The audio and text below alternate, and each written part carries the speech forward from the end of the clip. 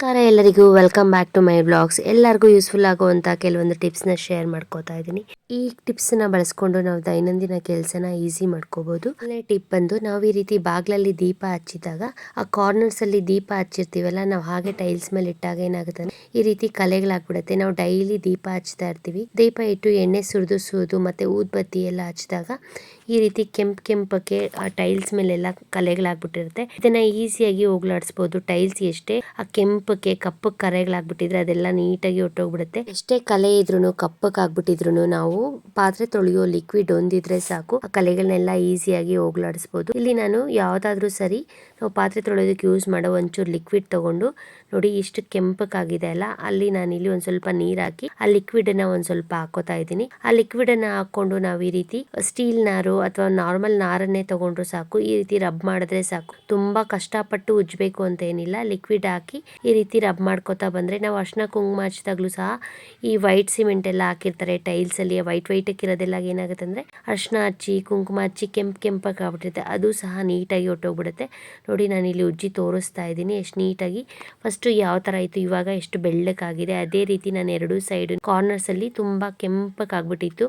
ಆ ದೀಪ ಹಚ್ಚಿ ಕಲೆ ಆಗ್ಬಿಟ್ಟು ಕಪ್ಪಕ್ಕೆ ಎಲ್ಲ ಆಗ್ಬಿಟ್ಟಿರುತ್ತೆ. ಅದೆಲ್ಲ ಈ ರೀತಿ ನಾವು ಒಂಚೂರು ಪಾತ್ರೆ ತೊಳೆಯೋ ಡಿಶ್ ವಾಶ್ ಲಿಕ್ವಿಡ್ ಇದ್ರೆ ಸಾಕು, ಉಜ್ಜಿ ಕ್ಲೀನ್ ಮಾಡ್ಕೊಂಡ್ರೆ ಕಾರ್ನರ್ಸ್ ಎಷ್ಟೇ ಕೆಂಪಕ್ಕಾಗಿದ್ರು ಸಹ ಅದೆಲ್ಲ ನೀಟಾಗಿ ಕ್ಲೀನ್ ಮಾಡ್ಕೋಬಹುದು. ಸೊ ಎಲ್ಲರಿಗೂ ಯೂಸ್ಫುಲ್ ಆಗುತ್ತೆ ಅನ್ಕೊಂಡಿದೀನಿ. ನೆಕ್ಸ್ಟ್ ಟಿಪ್ ಬಂದು, ಇವಾಗಂತೂ ಈ ಸೀಸನ್ ಅಲ್ಲಿ ಬೆಳಗ್ಗೆ ಹೊತ್ತು ಹಿಮ ಇರುತ್ತೆ, ತುಂಬಾ ಚಳಿ ಇರುತ್ತೆ, ಮತ್ತೆ ಬಿಸಿಲು ಬರುತ್ತೆ. ಸಂಜೆ ಆದ್ರೆ ತುಂಬಾ ಚಳಿ ಆಗುತ್ತೆ, ನೆಗಡಿ ಕೆಮ್ಮು ತುಂಬಾ ಜಾಸ್ತಿ ಆಗ್ಬಿಡುತ್ತೆ. ಯಾರು ನೋಡಿದ್ರು ನೆಗಡಿ ಕೆಮ್ಮು ಅಂತ ಇರ್ತಾರೆ. ಈ ರೀತಿ ನಾವು ಮನೆ ಮದ್ದನ್ನ ಟ್ರೈ ಮಾಡ್ಕೊಂಡು ಕೆಮ್ಮನ್ನ ನೆಗಡಿನ ಕಮ್ಮಿ ಮಾಡ್ಕೋತಾ ಇರ್ಬೋದು. ಈ ರೀತಿ ಮನೆಯಲ್ಲಿ ಸಿಗೋ ಸಾಮಗ್ರಿನ ಬಳಸ್ಕೊಂಡು ಕಷಾಯ ಮಾಡ್ಕೊಂಡು ನಾವು ಬೆಳಗ್ಗೆ ಒಂದ್ ಸ್ವಲ್ಪ ಮತ್ತೆ ಸಂಜೆ ಒಂದ್ ಸ್ವಲ್ಪ ಚಿಕ್ಕ ಲೋಟದಲ್ಲಿ ಒಂದು ಅರ್ಧ ಲೋಟ ಕುಡಿಯೋದ್ರಿಂದ ನೆಗಡಿ ಕೆಮ್ಮು ಕಮ್ಮಿ ಆಗ್ತಾ ಬರುತ್ತೆ.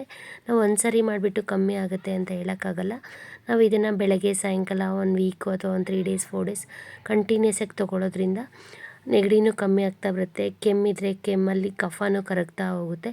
ಇದಕ್ಕೆ ನಾನು ಮೊದಲಿಗೆ ಒಂದು ಲೋಟದಷ್ಟು ನೀರಿಟ್ಟು ಸ್ಟವ್ ಮೇಲೆ ಅದು ಚೆನ್ನಾಗಿ ಕಾದ್ಮೇಲೆ ಅದಕ್ಕೆ ಒಂದು ಸ್ಪೂನಷ್ಟು ಧನಿಯಾ, ಒಂದು 5ರಿಂದ 6 ಕಾಳು ಮೆಣಸು, ಮತ್ತು ಒಂದು 2 ಏಲಕ್ಕಿ, ಒಂದು ಸ್ವಲ್ಪ ಅರಿಶಿನ ಪುಡಿ, ಇದ್ರ ಜೊತೆಗೆ ಶುಂಠಿ ಪೌಡರ್ ಹಾಕೊಂಡಿದ್ದೀನಿ. ನೀವು ಹಸಿ ಶುಂಠಿ ಫ್ರೆಶ್ ಆಗಿದ್ರೆ ಆ ಫ್ರೆಶ್ ಆಗಿರೋ ಹಸಿ ಶುಂಠಿನೇ ಚಚ್ಚಿಬಿಟ್ಟು ಒಂದು ಅರ್ಧ ಇಂಚಷ್ಟು ಶುಂಠಿ ಹಾಕಿ ಚೆನ್ನಾಗಿ ಕುದಿಸ್ಕೋಬೇಕು. ನಾವು ಇದಕ್ಕೆ ಪುದೀನ ಎಲೆ ಆದ್ರೂ ಬಳಸ್ಬೋದು, ಇಲ್ಲ ತುಳಸಿ ಎಲೆ ಇದ್ರೆ ನಾವು ತುಳಸಿ ಎಲೆನ ಹಾಕೋಬಹುದು. ತುಳಸಿನೂ ಸಹ ತುಂಬಾ ಒಳ್ಳೇದು ಆರೋಗ್ಯಕ್ಕೆ. ಎಲೆ ಎಲ್ದಿದ್ದಾಗ ನಾವು ಪುದೀನ ಬಳಸ್ಬೋದು, ಫ್ಲೇವರು ಚೆನ್ನಾಗಿರುತ್ತೆ.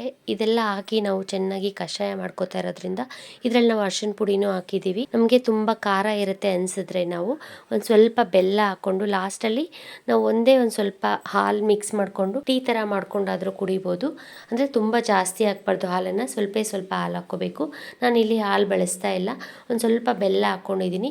ಬೇಡ ಅನ್ನೋರು, ಬೆಲ್ಲನೂ ಬೇಡ ಅನ್ನೋರು ನಾವು ಹಾಗೇನೆ ಈ ರೀತಿ ನಾವು ಒಂದು ಲೋಟ ಹಾಕಿರೋದು ಅರ್ಧ ಲೋಟ ಆಗೋವರೆಗೂ ಕುದಿಸ್ಬಿಟ್ಟು ಇದನ್ನ ಮಾರ್ನಿಂಗ್ 1 ಟೈಮು, ನೈಟ್ ಮಲಗುವಾಗ 1 ಟೈಮ್ ಈ ರೀತಿ ಕಷಾಯ ಮಾಡಿ ಕುಡಿಯೋದ್ರಿಂದ ನೆಗಡಿನೂ ಕಮ್ಮಿ ಆಗ್ತಾ ಬರುತ್ತೆ. ತುಂಬ ಕೆಮ್ಮಿದ್ರೂ ನಾವು ಸ್ಟಾರ್ಟಿಂಗಲ್ಲೇ ಈ ರೀತಿ ಕಷಾಯ ಮಾಡಿ ಕುಡಿಯೋದ್ರಿಂದ ಕೆಮ್ಮು ಸಹ ಕಮ್ಮಿ ಆಗ್ತಾ ಬರುತ್ತೆ. ನೆಕ್ಸ್ಟ್ ಟಿಪ್ ಬಂದು, ನಾನಿಲ್ಲಿ ದೊಡ್ಡ ಪತ್ರೆ ತೊಗೊಂಡಿದ್ದೀನಿ. ನಾನಿಲ್ಲಿ ಒಂದು 2ರಿಂದ 3 ದೊಡ್ಡ ಪತ್ರೆ ಎಲೆ ತೊಗೊಂಡು ದೊಡ್ಡ ಪತ್ರೆ ಎಲೆನ ಚೆನ್ನಾಗಿ ವಾಶ್ ಮಾಡಿ 1 ಲೋಟ ನೀರಿಟ್ಟಿದ್ದೀನಿ.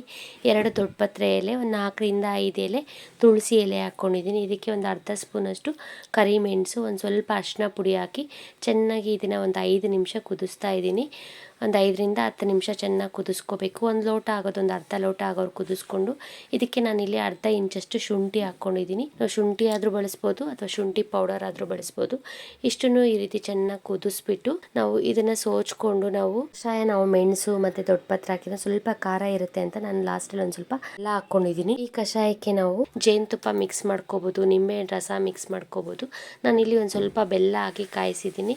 ಇದನ್ನು ಸಹ ನಾವು ನೈಟು ಮಾರ್ನಿಂಗ್ 2 ಟೈಮ್ ಮಾಡ್ಕೊಂಡು ಕುಡಿಯೋದ್ರಿಂದ ತುಂಬ ಕೆಮ್ಮಿದ್ರೆ ಕಮ್ಮಿ ಆಗ್ತಾ ಬರುತ್ತೆ, ನೆಗಡಿನೂ ಸಹ ಕಮ್ಮಿ ಆಗುತ್ತೆ. ಇದ್ರ ಜೊತೆಗೆ ನಾವು ಸ್ಟೀಮ್ ತಗೊಳ್ಳೋದಾಗಲಿ ಅಥವಾ ಬಿಸಿ ನೀರು ಕುಡಿಯೋದಾಗಲಿ ಮಾಡಿದ್ರೆ ಇನ್ನೂ ಬೇಗ ಕಮ್ಮಿ ಆಗುತ್ತೆ. ಚಿಕ್ಕ ಮಕ್ಕಳಿಗಾದರೆ ನಾವು ಕಷಾಯ ಮಾಡಿಕೊಡ್ಬೇಕಾದ್ರೆ ಕ್ವಾಂಟಿಟಿ ಸ್ವಲ್ಪ ಕಮ್ಮಿ ಮಾಡಿ ಕೊಡಬೇಕು. ಬೆಳಗ್ಗೆ ಒಂದು ಸ್ವಲ್ಪ, ನೈಟ್ ಒಂದು ಸ್ವಲ್ಪ. ನಾವು 1 ಲೋಟ ಕಷಾಯ ಕುಡಿತೀವಿ ಅಂದರೆ ಅವ್ರಿಗೊಂದು 1/4 ಲೋಟ ಕಷಾಯ ಮಾಡಿಕೊಟ್ರೆ ಸಾಕು. ನೆಕ್ಸ್ಟ್ ಟಿಪ್ ಬಂದು, ನಾನಿಲ್ಲಿ ದೊಡ್ಡ ಪತ್ರೆ ಎಲೆ ತೊಗೊಂಡಿದ್ದೀನಿ. ಈ ರೀತಿ ದೊಡ್ಡ ಪತ್ರೆ ಎಲೆಗೆ ಒಂದು ಸ್ವಲ್ಪ ಕಲ್ಲುಪ್ಪು ಇಟ್ಬಿಟ್ಟು ನಾವು ಬೆಳಗ್ಗೆ ಎದ್ದ ತಕ್ಷಣ ಖಾಲಿ ಹೊಟ್ಟೆನಲ್ಲಿ ಇದನ್ನು ಚೆನ್ನಾಗಿ ಅಗದಾದರೂ ತಿನ್ಬೋದು. ಇಲ್ಲಾಂದರೆ ಈ ರೀತಿ ದೊಡ್ಡ ಪತ್ರೆ ಎಲೆಗೆ ಒಂದು ಸ್ವಲ್ಪ ಕಲ್ಲುಪ್ಪು ಜೊತೆ ಒಂದು ಸ್ವಲ್ಪ ಅರಿಶಿನ ಪುಡಿ ಮತ್ತು ಮೆಣಸು ಇಟ್ಬಿಟ್ಟು ನಾವು ಇದನ್ನು ಚೆನ್ನಾಗಿ ಅಗದು ಹಾಲೊಟ್ಟೆನಲ್ಲೇ ತಿನ್ನಬೇಕು. ಬೆಳಗ್ಗೆ ಖಾಲಿ ಹೊಟ್ಟೆನಲ್ಲಿ ನಾವು ಟೀ ಕಾಫಿ ಕುಡಿಯೋದಕ್ಕೆ ಮುಂಚೆ ಚೆನ್ನಾಗಿ ಅಗದು ತಿನ್ನೋದ್ರಿಂದ ತುಂಬ ಕೆಮ್ಮಿದ್ರೆ ಆ ಖಾರಕ್ಕೆ ದೊಡ್ಡ ಪಾತ್ರೆಯಲ್ಲಿರೋ ಆ ಪ್ರಾಪರ್ಟೀಸಿಂದ ನಮಗೆ ಕೆಮ್ಮು ಕಮ್ಮಿ ಆಗುತ್ತೆ ಬೇಗ. ಈ ರೀತಿ ನಾವು ಒಂದು 5 days 6 days ಡೈಲಿ ಮಾರ್ನಿಂಗ್ ಮಾಡ್ತಾ ಬಂದರೆ ನಮಗೆ ತುಂಬ ಕೆಮ್ಮಿದ್ರೆ ಅದು ಸಹ ಕೆಮ್ಮು ಕಮ್ಮಿ ಆಗ್ತಾ ಬರುತ್ತೆ. ಈ ಟಿಪ್ಸು ಸಹ ಎಲ್ಲರಿಗೂ ಯೂಸ್ಫುಲ್ ಆಗುತ್ತೆ ಅಂದ್ಕೊಂಡಿದ್ದೀನಿ. ವಿಡಿಯೋ ನಿಮ್ಗೆ ಇಷ್ಟ ಆದರೆ ಲೈಕ್, ಶೇರ್, ಸಬ್ಸ್ಕ್ರೈಬ್ ಮಾಡಿ. Thank you.